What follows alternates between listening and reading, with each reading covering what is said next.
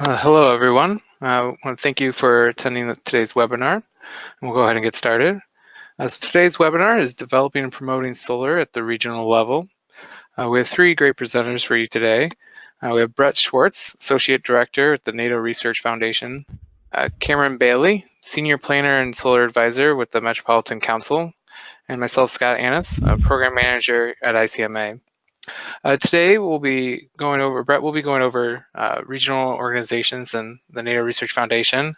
I will talk about the SolSmart regional pathway and some best practices for regional organizations with solar. And then Cameron will provide more examples of in the field solar deployment and solar best practices with the Met Council and some of the efforts they're doing in the metropolitan region there. So before we get started, there's a few webinar details. This webinar is being recorded and will be available on solesmart.org after the presentation. All attendees are muted during the presentation. We will hold a Q&A after Cameron's final presentation. If you have any questions during the webinar or for the Q&A, please place those in the chat function and we'll address those then. So we'll go ahead and get started, and Brett Schwartz will kick it off. All right, well, thanks so much, Scott. Really appreciate it. It's great to be here with all of you today and just share a few quick thoughts before we hear much more from Scott and Cameron. Just a quick heads up, I don't have any slides, so please don't be alarmed if you don't see any slides advancing. But just want to say, when Scott approached me back in the fall to discuss the regional SolSmart pathway that was in the works, I knew this would be a great opportunity for regional development organizations. So it's definitely exciting to help kick off this effort on today's webinar. So whether you're part of a large urban region, more suburban or rural or something in between, the benefits of participating in SolSmart are many for your local communities, and we'll hear more about that today. Again, I'm Brett Schwartz with the NATO Research Foundation. We are the nonprofit research arm of NATO, the National Association of Development Organizations. NATO is a membership association of regional planning commissions, councils of government, and other regional development organizations we call RDOs that serve primarily smaller metros and rural communities.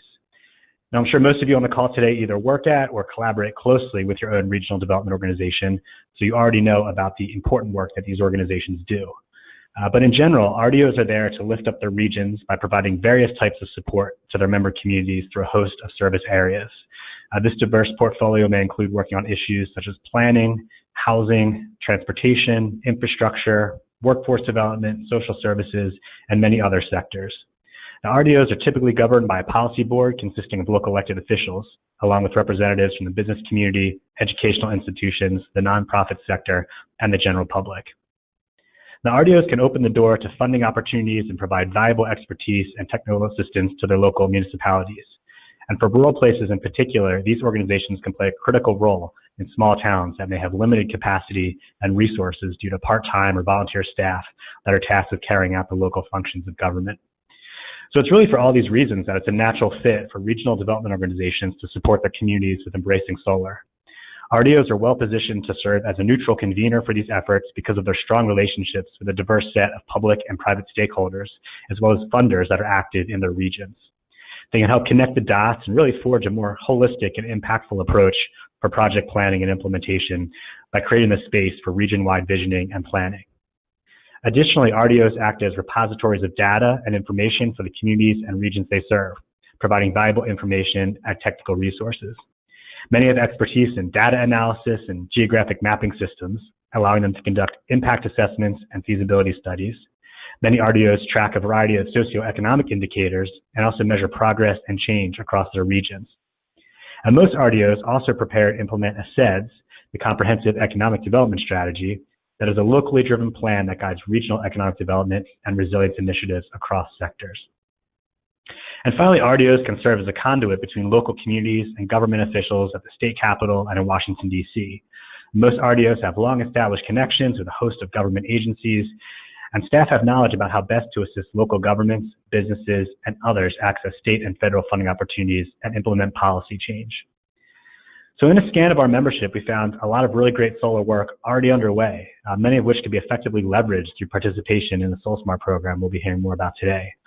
So this includes efforts around solar energy planning, coordination, and implementation, such as helping develop a community solar program in small towns, assisting with feasibility studies and siting inquiries, and guiding towns with solar zoning ordinances. It also includes partnering on solarized programs and other renewable energy initiatives. We've also seen towns contract with their RDO to help them meet their local clean energy goals. So in those situations, RDOs can provide research and data and support with grant writing and funding and access to funding, and really help facilitate public meetings and community visioning exercises. So that's really all from me right now. I'm really looking forward to hearing the rest of the presentations from Scott and Cameron today, and encourage you, whether you're from a large region or a small one, to take a closer look and see how your regional development organization can best leverage its own partnerships, expertise, and resources to really help drive the conversation around solar markets in your own regions. The SolSmart designation process really taps into the strengths and work that regional organizations are already doing, such as convening partners, sharing resources, and providing technical support. So I hope you can take some time to think about what role your organization can play in expanding solar access to your region as part of your long-range economic development and energy planning. So with that, I'll turn it back to Scott to continue with the presentation. Thank you, Brett.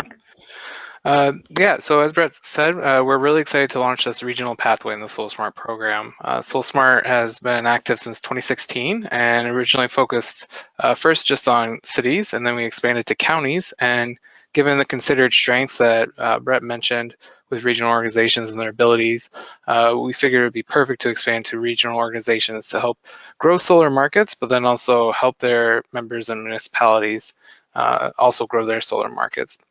So in my presentation, I'm going to go a little bit background on the SoleSmart program and the soft costs and what we're trying to achieve, the new regional designation pathway itself, and then some of the best practices that we award in the SoleSmart program and some of the technical assistance we provide around that criteria and the benefits with that. So the SolSmart program really is trying to address the soft costs with going solar. Over the years, the actual hardware cost for going solar has decreased quite a bit, but soft costs still remain high. Soft costs are everything outside of the actual physical hardware itself, the solar panels and inverters. Can include permitting and interconnection, marketing costs, and installation costs, including design and financing. So the SolSmart program is really trying to address these soft costs, especially with the permitting and interconnection.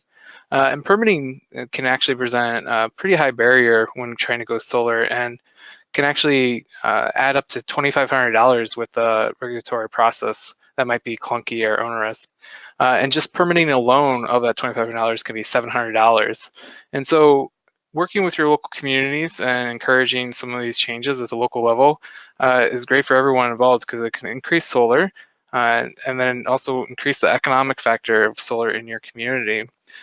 Solar is definitely largely comprised of small businesses, and so that money will tend to stay into the community and in your region. And going through the SolSmart program can help address a lot of these onerous permitting issues that are encountered by installers, and have actually, from what we've heard, prevented some installers from going into certain regions because they know it is difficult to work with the zoning or permitting. So the SolSmart program is divided into two main prongs. We have technical assistance and designation, and we award and designate communities who've made it, counties, and now regional organizations who've made it faster, easier, and more affordable for Americans to choose solar. So the aim of the program is to designate at least 300 U.S. local governments, and we're funded by the U.S. Department of Energy and the Solar Energy Technologies Office. So our technical assistance is available to cities and counties in 8 solar-related categories. And now it's available to regional organizations in the 5 categories I'll be going into detail in a little bit. The solar experts who deliver this technical assistance at no cost will help review the local processes and then identify a plan to expand solar markets and then eventually earn designation. And designation or SolSmart is divided into 3 levels of bronze, silver, and gold.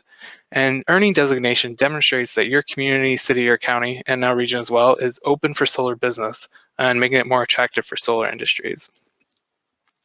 The no-cost technical assistance is from a national network of experts who have decades of experience and provided 1,000 hours of TA provision already to governments.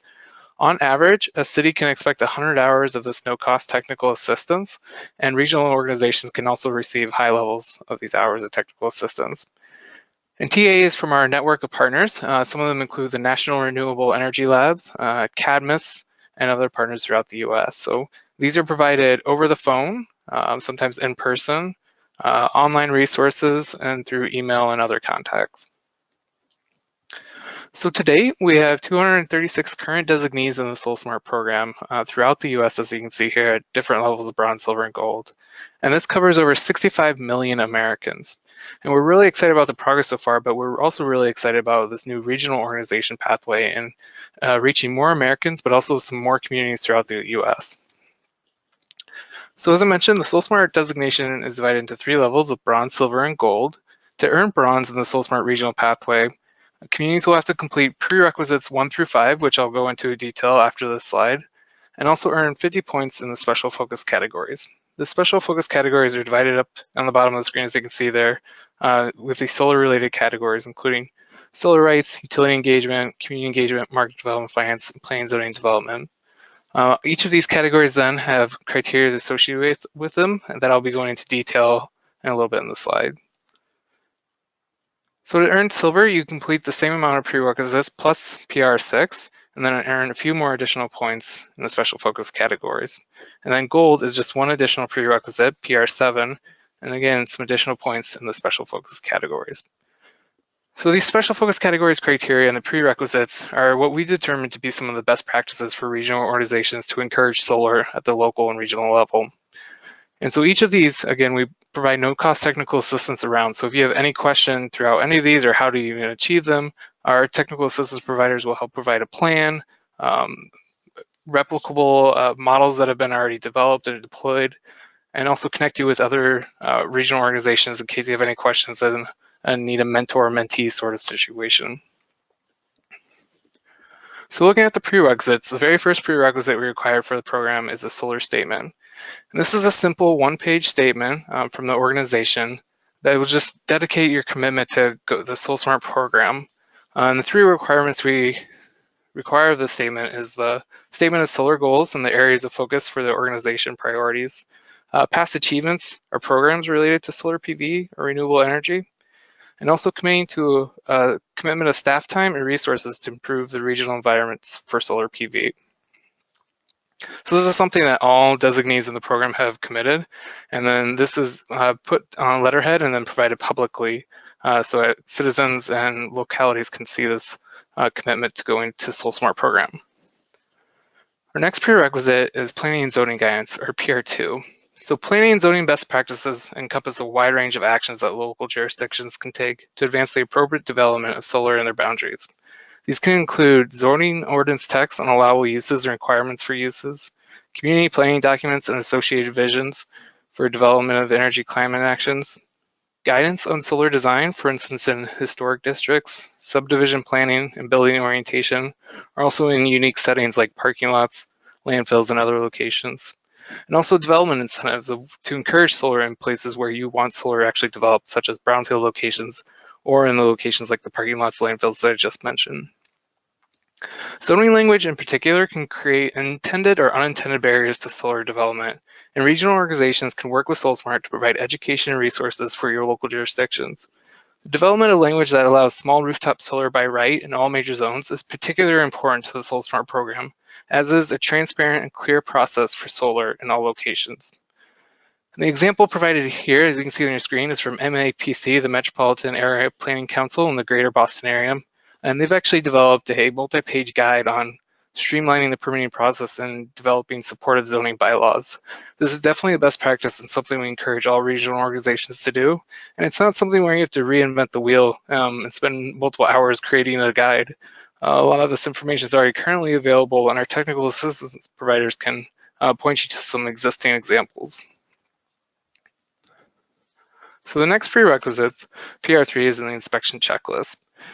Regional organizations play a valuable role in educating local jurisdictions about inspection best practices. So developing and sharing a model inspection checklist can lead to local jurisdictions adopting the same or similar requirements, thereby providing installers of solar with a more consistent process throughout the region. Sharing this checklist with local jurisdictions and engaging them in conversations can also increase local permitting and inspection staff knowledge of solar energy best practices, specifically those related to building and electrical codes. While not required by this credit, we also encourage regional organizations to offer training of workshops live or online to help keep staff up to date with their technology and advancements in solar technology. So regional organizations also play a valuable role in permitting. And so with the PR4, we encourage all organizations then to host a regional training or discussion around some of the best practices with permitting. Increasing permitting staff knowledge of solar energy systems and how to properly review solar permit applications for compliance with building and electrical codes can actually increase process efficiency, thereby reducing demands on staff time and resources. The next prerequisite in the program is PR5, or community engagement. And so with this, we encourage regional organizations to post a solar landing page on the regional website. Regional solar landing page can be a resource for property owners, installers, the local governments and jurisdictions, and other audiences. This page can serve as a clearinghouse for information and a hub from which website users can access the most up-to-date information on solar policy, regulations, processes, economics, and benefits that are specific to their local setting. Solar landing pages can serve as a resource for both public and solar installers on local solar markets and regulations. Some information communities have commonly include the local regulations, active area nonprofits, existing installers, or local incentives, and also including installed existing capacity. Here's an example of the MARC, or the Mid-American Regional Council in Kansas City, Missouri. And as you can see on the right-hand side, they have numerous solar resources available, including their permit application and checklists, construction guidelines, and solar maps for local governments. So the prerequisite for going to Silver in the SoleSmart program is including quantifiable metrics or specific actions for solar in your regional plan. We think this is definitely important since these regional documents tend to guide long-term and long-range plans for future growth and development in the region, including solar will make sure that it helps expand the solar markets. And lastly, PR7 is meeting a certain threshold of designees within a region. So for instance, if you have 10 cities and counties in your region who are eligible for the SoleSmart program, you'd have to designate 40% of them, or 4 of them, as SoleSmart designees, and then you would be able to earn the gold planning prerequisites. Now, when I say you, I don't actually mean you as an organization. This is where you would get your local governments involved in the SolSmart program, connect them through the SolSmart program, and then we would have our technical assistance providers work with the individual governments to guide them through the process. And so this would be more of where the regional organization provides the introduction to the SolSmart program, and then we can continue in helping them to become designated. So now looking at some of the actual special focus categories. So planning and zoning and development, and then solar rights. Here are a few of the sample criteria that we look for and award credits with.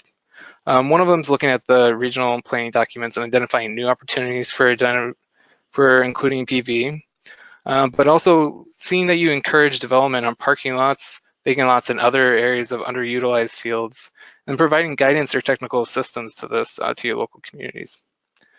And with the solar landing page, you can provide the consumer protection resources on your website to make sure that your citizens are protected and not having any fly-by-night installers or facing any other barriers that might, in the end in some harmful activities. We also encourage and award those who share state policies related to property owner rights and access rights, and also procedures on recording solar easements for property owners, posting this on your website.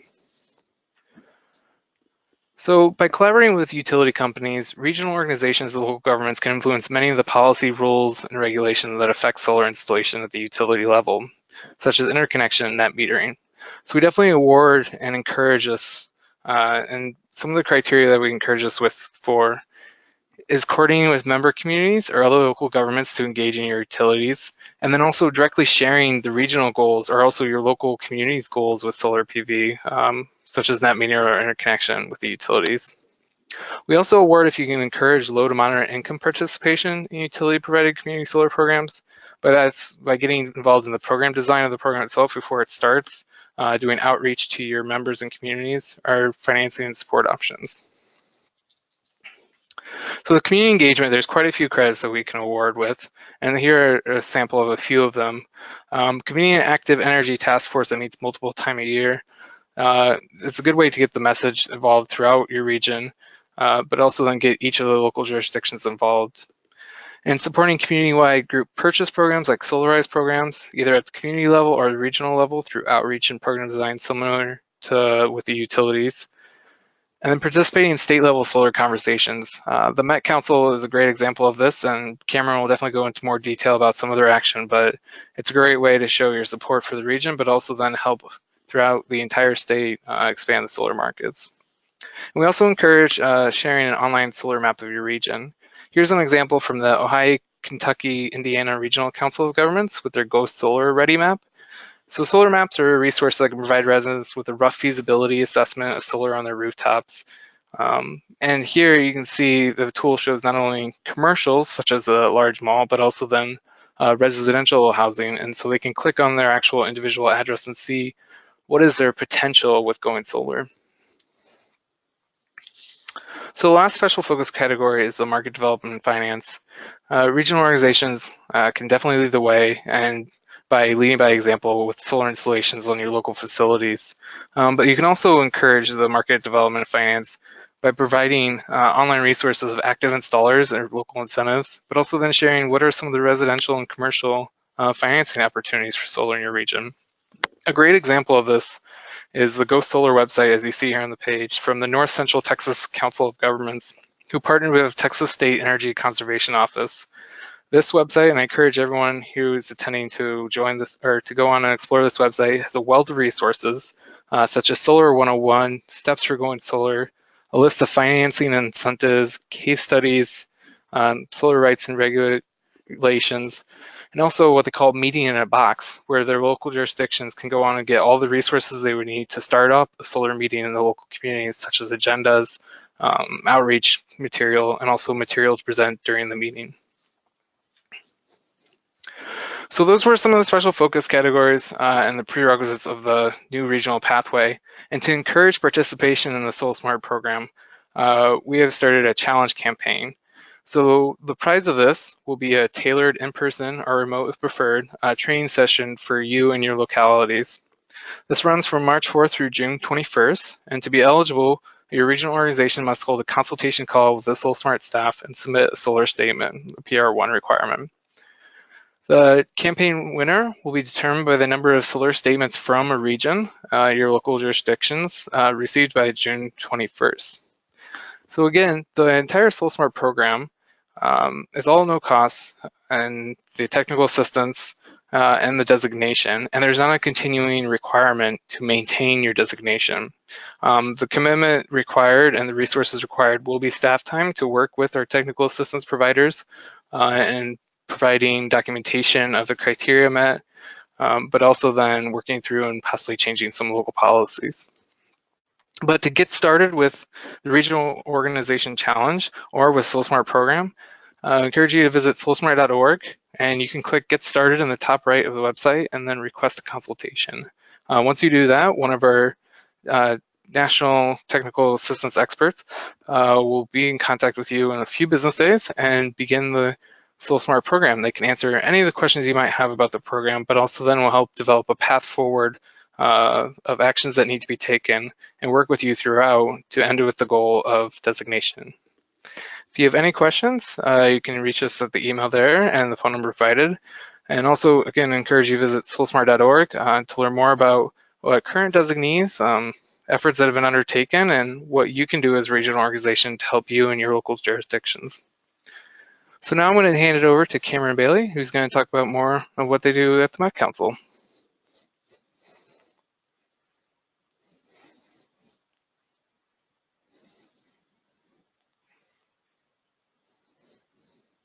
Excellent. Thanks, Scott.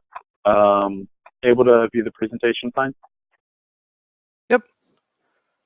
Excellent. All right, I'll hop into it. Thanks everyone for making the call today. So as you all heard, my name is Cameron Bailey. I'm a senior planner for the Twin Cities Metropolitan Council, serves as the regional planning agency as well as MPO, and also serve as the solar advisor to the Met Council and our communities. So just starting at a high level, how we're specifically structured and kind of unique relative to other RPOs and MPOs. At a high level, there's 181 excuse me, townships and cities in the metro, as well as 7 counties comprising about 3 million people. We have RPO and MPO responsibility over all of those communities. Just came into our 52nd year of service this year. And what's a bit unique is that there's statutory language directing us as the Met Council to serve as a regional planning agency. And as a part of that, we do planning and data analysis and projections for a regional parks and trails system, the regional transportation, transit, and aviation system, as well as wastewater management, coordinate surface water management plans, and then, of course, the federally appointed MPO as well. So that's a high level. We do a lot. It really helps that we have statutory language and authority to do that work.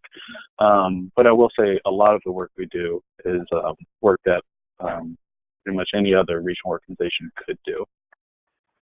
Jumping off from there, so we at the council develop a regional policy and development framework every 10 years, written in the state statute. All cities, counties, townships, and the 7-county metro down here have to submit and update a comprehensive plan every 10 years. So it's our charge to develop the regional policy and development framework for each of those cities, townships, and counties to support a region-wide vision moving forward in the future. So we're currently reviewing all those plans right now. And for this specific regional policy framework, we have 3 guiding principles that guide how we expect communities as well as ourselves to support the regional vision, which is integration, collaboration, and accountability, things I think pretty much everyone can agree are important. But using those guiding principles to realize these 5 outcomes of stewardship, prosperity, equity, livability, and sustainability. And so when you think about solar energy planning and the protection of solar resources, it's really easy to see how that specific technology can be used to realize these different outcomes through those 3 guiding principles.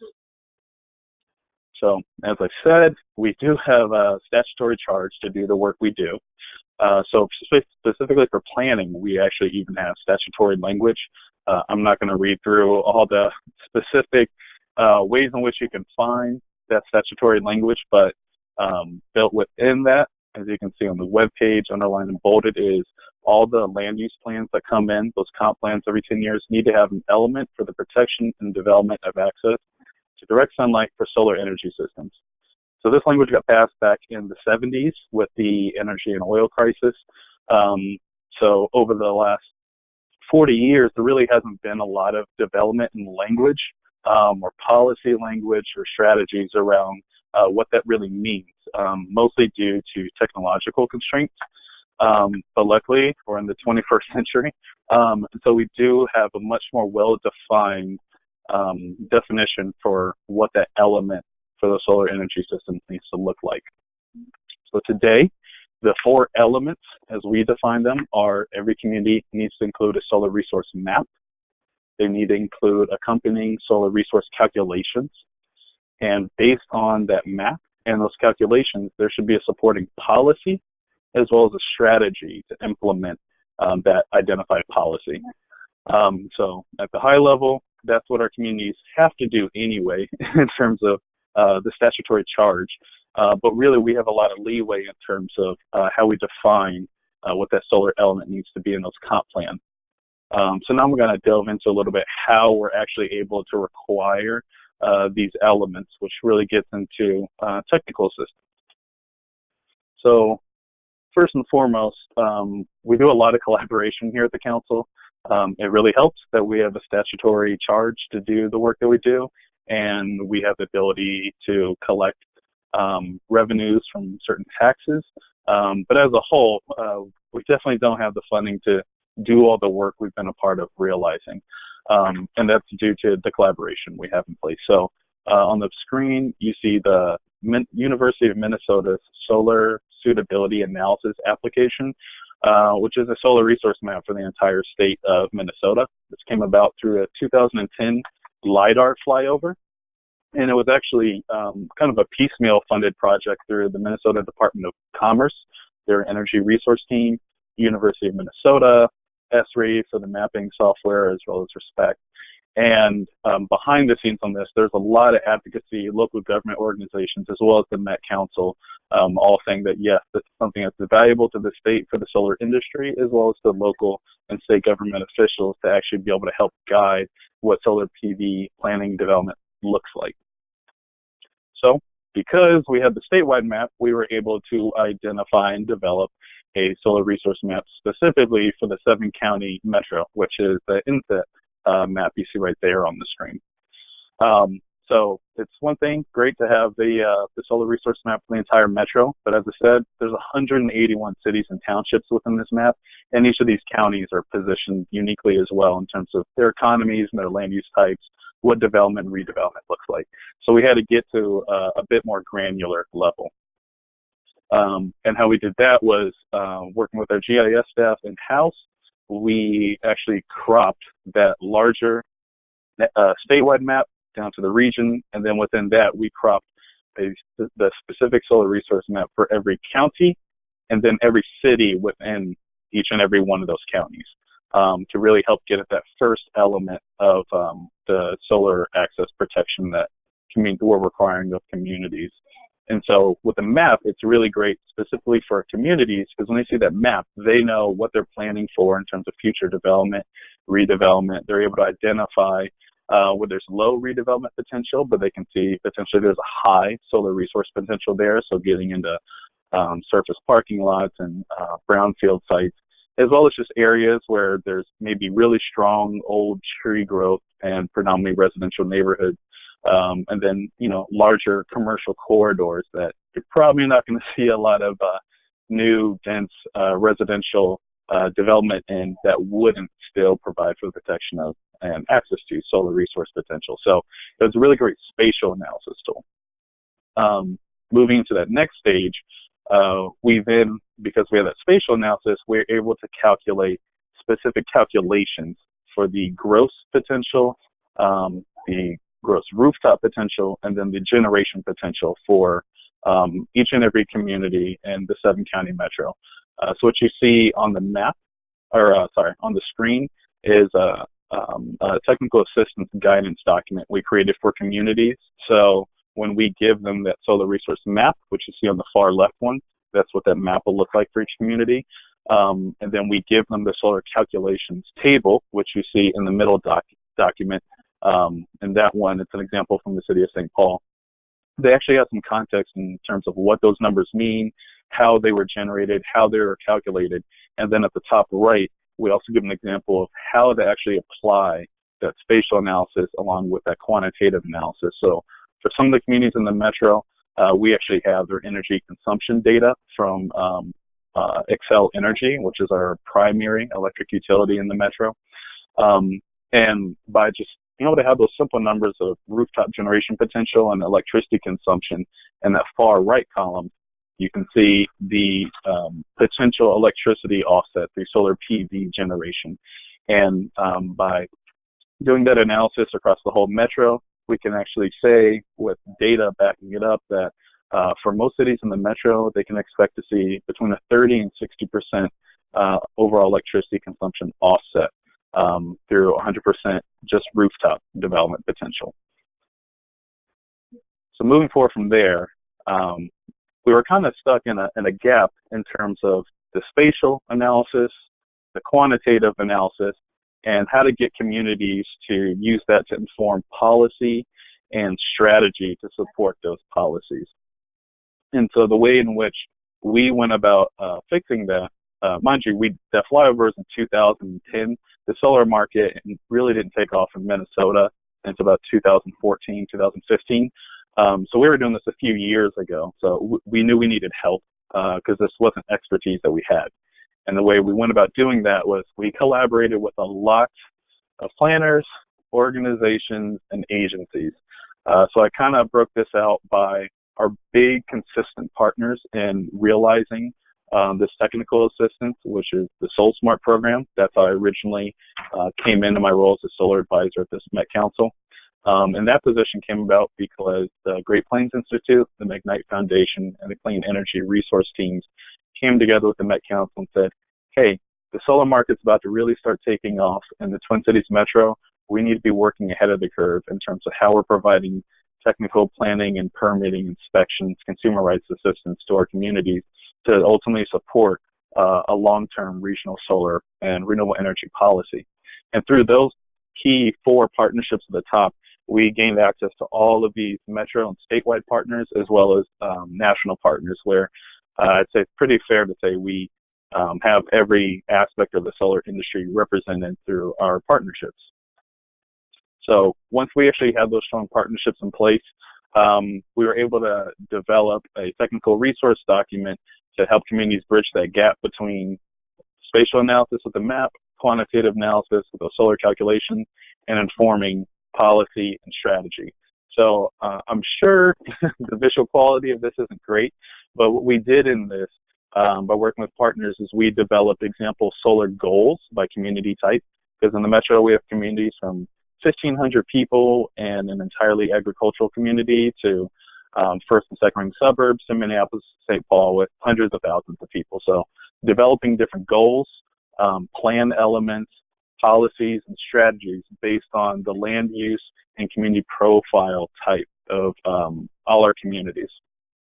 So this really created a benchmark and a launch point to really start having conversations with our communities about how they actually apply their spatial and quantitative resources to their plan, their policies, and their strategies as communities. Moving forward from there, Scott talked about solar landing pages.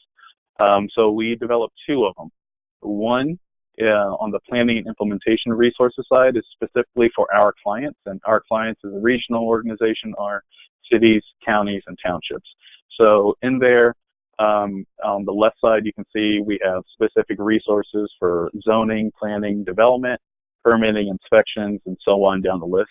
And within each of those buckets, we have very locally applicable resources in terms of a specific county. We also have regional within the state, statewide, upper Midwest regional, and then national best practices and resources. So we can really meet communities where they are. And then on the right, we have what we call our solar community resource page. And what that does is, it's a nice little interactive spatial analysis map. And with that map, communities can hover over their specific community or community next door to them, and they can see what solar ordinance they have on the books within their city code, what solar planning documents they have codified within their community, and they can look at what specific solar resources those communities are currently making available within their community through their webpage and handouts and workshops, training sessions they're doing.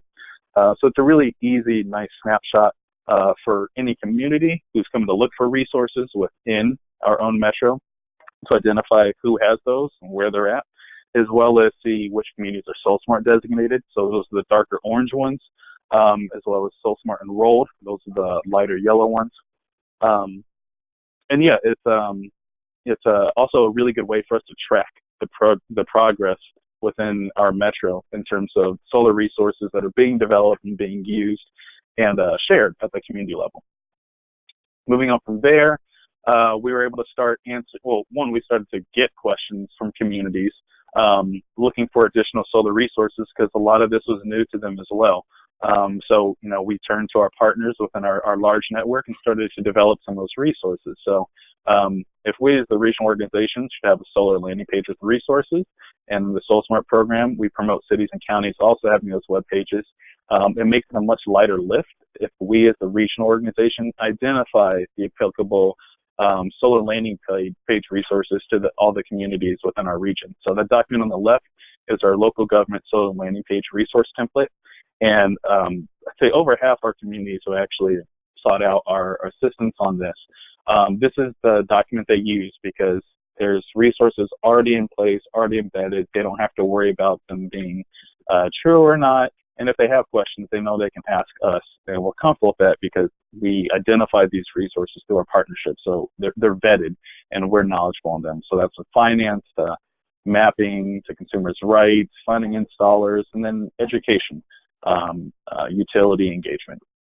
And then on the right, once we actually start working communities, some of our communities have buildings and structures that are on the National Register of Historic Places. So I actually reached out to James Schroll and Zach to help us develop this guidance document for solar PV development on properties that are on the National Register of Historic Places. So that was a really good example of having an open communication with the communities, identifying what their needs are, and then leaning on our collaboration network to produce the components that they've identified as value adding. Moving on from there, we got really active in convening with experts in the metro, the state, and the region, because we realized we needed to educate ourselves.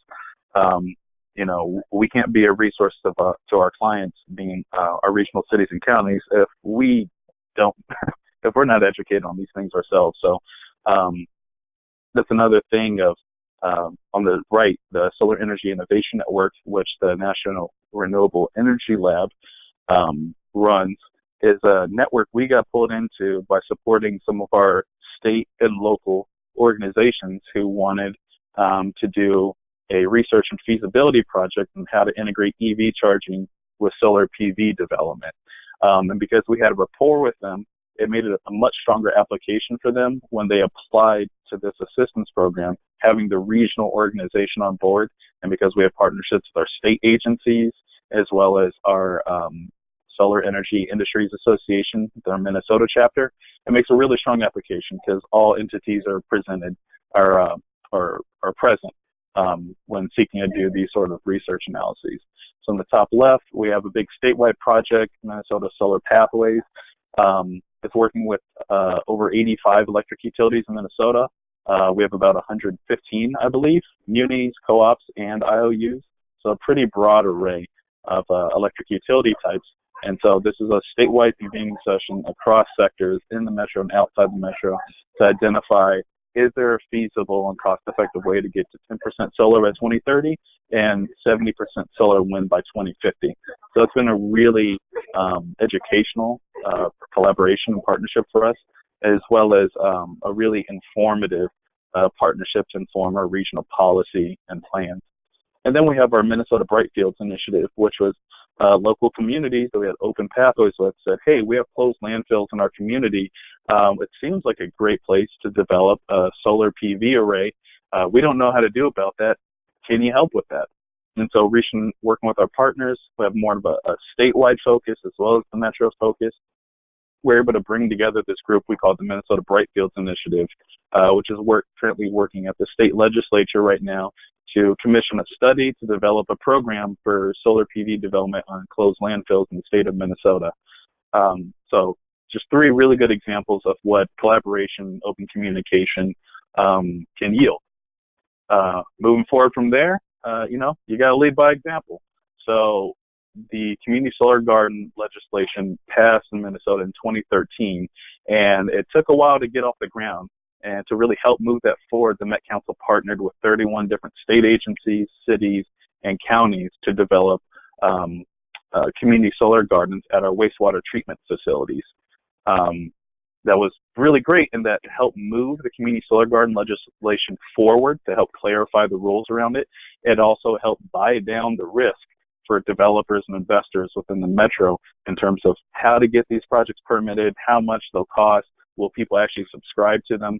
And then it helped us, on our bottom line. It saves us a lot of money every year at our wastewater treatment facilities, which then helps us be able to charge our clients and our customers less money to make us more financially secure in our wastewater treatment facilities. And then, of course, getting an award is awesome, mostly from my perspective, because it really highlights what can come out of really deep, comprehensive collaboration and partnerships. Moving forward from there, our initial foray into this was the SoleSmart program for cities. But then luckily it was successful enough that a lot more communities than our initial 11, I believe, said this is a value-adding program and something else they wanted to see. So at this point, we started off with 11, and in about two 2.5 years now, we're up to 26 communities who are enrolled in the SoleSmart program with one of our 7 counties. And as a part of our newest SolSmart contract, we actually partnered with the Midwest Renewable Energy Association, the Clean Energy Resource Teams, the Great Plains Institute, as well as 2 other entities in Wisconsin and Iowa. So it's really becoming an upper Midwest collaboration network. And it makes it that much easier for us to share resources and best practices and concerns and ideas across a really geographically and especially in terms of climate, similar region. Moving on from there, I talked about before, we have resources on our Solar Landing webpage, but resources change quick, best practices change really quick as well. Luckily, we have a lot of great planning and policy nonprofit research organizations within the metro, but the SoleSmart program has really made it a much easier financial lift to be able to realize their financial or their planning and permitting and policy assistance. So we have the Great Plains Institute again. They developed a solar permit model for the state of Minnesota based on the solar ABCs. So it's actually aligned with our state building and electrical code and our unique culture and permitting practices here in the state. And because we have that partnership with SolSmart, we're not only able to take advantage of those national best practices and resources, but also take advantage of and develop our own local resources here in the state, which just makes our assistance that much better. Moving forward from there, because we have the SoleSmart program, we're actually able to do things like help draft solar PV permit checklists, inspection checklists, do residential solar PV permitting reviews, do solar zoning ordinance reviews, actually speak at city council and planning commission meetings, speaking to why these recommended best practices are indeed recommended best practices, as well as helping them develop solar resource goals and policies and strategies into the comprehensive plan. So to really inform not just what their practices are today, but also what their long-term goals are, and really showing them that these are feasible, realistic pathways in the future. As I said before, we have a lot of utilities in the state, and they're definitely not all created the same. So this is a 7-county metro. As I said, you can see that a lot of yellow on the page. So that's Xcel Energy, or IOU. They cover about, say, 85-90% of the population within the 7-county metro. But geographically, they only cover about 60% of the land. So a number of our communities are actually split between 2 to 3 different utilities. In some cases, they're not even regulated the same. So once again, partnering with organizations like the Minnesota Citizens Utility Board, the Minnesota Solar Pathways Project, Xcel Energy, and the Utility Energy Registry, we've been able to open up those pathways of communication to bring to the table these various national best practices and really work with our utilities as well as our communities to start bringing in these best practices around solar PV development. And then from there, even if we didn't have land, we didn't have budgets, we weren't in a position where we could actually develop solar PV, we can definitely share best practices, and then we can also share successes. So that's a big thing we do as well. A lot of communities will ask, what's this community next door or the community we find the most applicable to us doing as it relates to these solar best practices and planning and permitting and development.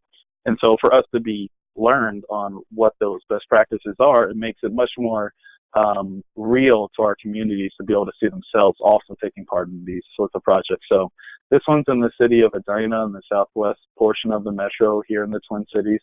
And they actually worked with a cooperatively owned solar developer to develop a community solar garden that's structured predominantly for low and moderate income households to subscribe to the solar array, where the city serves as the backup subscriber, so that essentially buys down the risk or perceived risk of residents subscribing who don't have upfront money to pay for their subscriptions or don't have a high enough credit rating to be able to get access to the community solar garden.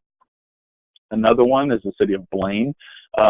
This probably isn't relevant to anyone on the call, but Blaine is one of our really small rural center communities, about 10,000 people, kind of on the periphery of the metro. So one of those communities who, doesn't necessarily see themselves as being a part of the metro a lot of the time, but they're really important to reach out to because there's actually a lot of communities that are on the periphery So they're the community actually referenced earlier in terms of helping develop their solar PV permitting checklist, review their solar ordinance, and actually working with them to develop a facade and energy efficiency improvement matching grant program where they now make solar panels an eligible component of that program. And these are all things that got done in just the last year and a half. So I find it really impressive for small communities who don't have a lot of staff time available. But, when you can make those resources readily available at a cost-free level, it makes it much more doable for them. And then I didn't say this before, but the bottom of these insets, you can see all the different partners who are part of providing this technical assistance. So once again, speaking to the benefits of collaboration.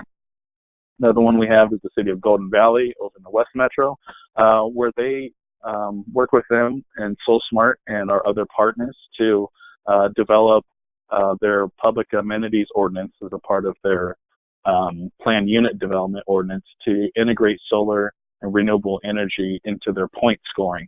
And this project you see on the right was actually a direct output of that change to their ordinance. It's a 248 unit apartment and townhouse development that was all built with solar already installed at the on the development. Moving from there, city of Minneapolis. I usually don't reference Minneapolis in our presentations because, Minneapolis is 430,000 people, and after St. Paul, it's a sharp drop off in terms of population. But with the city of Minneapolis, what they did is they instituted a franchise fee of, I believe, a 1% increase electricity costs within the city, and they used the revenues from that franchise fee to pay for solar production incentive programs, as well as energy efficiency programs, as well as locking in low and moderate income rental rates within their community. And they actually do this on a scale. So if you're in parts of the community that they've identified as having the most environmentally degraded areas within the city in terms of air, water, soil quality, they'll pay them more for that solar PV production incentive. So it's an equitable reallocation of funds within a really creative policy mechanism. And that's something we quite actively work with the city in developing that program, developing that mechanism with a lot of other partners. And we actually, review their applications they do every quarter. So it's also a way we're able to stay in touch with what's happening in new solar development in the metro, as well as, contribute to and support a really great program. Moving from there, we have Ramsey County, as I spoke to earlier on the left page, where they've developed, really began to develop solar PV within their park system. And then the Minnesota Department of Natural Resources, they've actually developed solar PV systems across the state. So those are two entities I've actually reached out to a few times to learn more about what sort of obstacles they face being in more rural electric cooperative utilities, as well as more highly vegetated areas. Because like I said, a lot of our communities on the periphery where they're not super developed, like an urban core or inner ring suburb community. Moving on from there, we don't just look within the metro, we also look within the state. So the Leech Lake Nation Band of Ojibwe up in north central Minnesota, they developed a community solar garden where the proceeds, the financial benefits of that community solar garden goes toward further financing their low-income heat and energy assistance program, which is one of the first ones to do that in the entire country. And that's something we weren't directly involved with, but that's something we promote and share all across the metro. So when I was talking earlier about the city of Edina with the low and moderate income community solar garden, that's because we were promoting this exact same sort of project. So now there's actually 4 low and moderate income community solar garden developments currently in permitting or construction in the Twin Cities metro.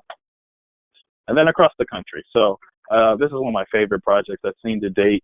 Energy storage with solar PV development and manufactured housing and rural senior housing development, which is just absolutely brilliant. It was utility engagement. It was the housing revitalization agency coordination. It was the local city and their ordinances coordination, workforce development coordination, resiliency analysis. It just hits on every single thing in terms of social, environmental, and economic stewardship and productivity. Definitely one of my favorite projects. And then you may have been hearing this a lot. We promote a lot of what we learn and a lot of what we're working on, not just so communities can know about it, but also so we can get feedback from communities, because as I'm sure many of y'all know, nothing's worse than developing a great tool that no one knows about and nobody uses. So as a part of that, we collaborate with a lot of partners and agencies and organizations so we can meet their constituents and their audiences where they're at, rather than just going to the same spaces. So, going to our APA conference every year, that's one where we're going to meet a lot of our communities that we may not meet in everyday walks of life. There's other ones like the Planet series. So those are webinars and workshops we put on and invite communities to. And then there's other ones where we reach out to our watershed districts and our different environmental protection agencies and nonprofit organizations, because they convene different people around the metro than we do, but meeting them where they are and sharing those resources and soliciting their feedback. Heard me talk about community solar gardens a couple times. So we have about a gigawatt of community solar gardens in the state of Minnesota, and the vast majority are in the metro. So there's a pro and a con to that, and that most cities who are new to solar think, when they hear solar, the only thing they think of is community solar gardens, and they picture big fields, solar panels. So a part of our job is to become education to our cities and counties about the different solar PV development types. So a picture like this, which shows all four of these pictures, you'll see that they're all not just in Minnesota, but they're actually all in the Twin Cities metro. So it really clues them into what different types of solar PV development you can actually see. And actually in this bottom left picture, you can barely see it. There's a little placard in the background, but that's actually at our Metro Transit, public transit facility, the solar PV on the roof there. Moving on from there, we're promoting what exists in the community. So this is at the University of Minnesota, right next to downtown Minneapolis, at the Walter Mondale School of Law, where they have rooftop solar PV on top of the building itself. There's a solar carport with EV charging in place, and then they even have a ground mount system. So having all these different deployment types in one specific setting has been really helpful for educating residents in cities and counties in terms of what's possible within their geographic context. Also, it's just a beautiful picture. And moving on from there, like we say, we've got to be looking forward. So we're also educating residents on, what are the future potentials around solar PV development. So this one up in the top left, out by the NREL facility, a floating solar PV array. Top right is the Blackfriars Bridge in London, which is a solar-covered bridge. Bottom left, I believe this one's over in Madison, Wisconsin, right next door to us, with standalone solar plus battery lighting systems, which is great for parks and trails. And then the bottom right is actually in Switzerland, which doesn't get as cold as we do here, but it's somewhat comparable in terms of biosolar rooftops. So combining solar PV technology with green roof technology and environmental benefits. So kind of bringing it to a wrap, what I would say is, it's really cool and fun to promote our huge community solar garden project we did at a wastewater facility, but knowing that's not actually relevant to most communities. However, basically everything else I went over there is absolutely feasible and realistic for the vast majority of regional organizations in terms of collaborating, convening, promoting and sharing resources, doing active learning, which is really easy to do in the SoleSmart program. It's a big component of the program. Facilitating discussion, distributing resources, and, tracking what's actually happening in the community. And, a lot of these different components really feed back right onto themselves and build each other up. So with that, let's talk. Thanks, everyone. Great. Thank you, Cameron. We'll now open it up to questions. So encourage any questions to be typed in the chat function. And Dave, do we have any questions for the panelists? Yes, can you hear me? Yep. Yeah, so the first question is, what type of organizations would be considered a regional organization and be eligible to participate in the program? Sure. So consider a regional organization if you cover multiple jurisdictions and then assist with any permitting, planning, transportation, any governmental issues with those organizations. And to figure out if you are eligible and to learn more, again, I encourage you to just request a consultation through the website. Okay. And the one other question we have is for Cameron, and it's what has been the most influential action your organization has taken to help local governments? Yeah, my knee-jerk reaction was to say our solar resource map, but actually backing up, the only reason we were able to have that is because of partnerships and collaborations, honestly. None of us individual organizations that we work with could do any of this work by ourselves, so it's also informative in terms of getting the lay of the land, what are other people working on, how do we incentivize collaboration to see mutual value and working together. So I'd say, honestly, that's the biggest thing for us. It has been and will continue to be is identifying those relevant partners, developing rapport, and really moving forward on the work we do. Okay, thanks. Yeah, it looks like those are all the questions that we have right now. Great. Well, thank you everyone for joining. And again, if you have any questions, feel free to reach out to Cameron or myself. And hope you have a great rest of your day. Great, thanks.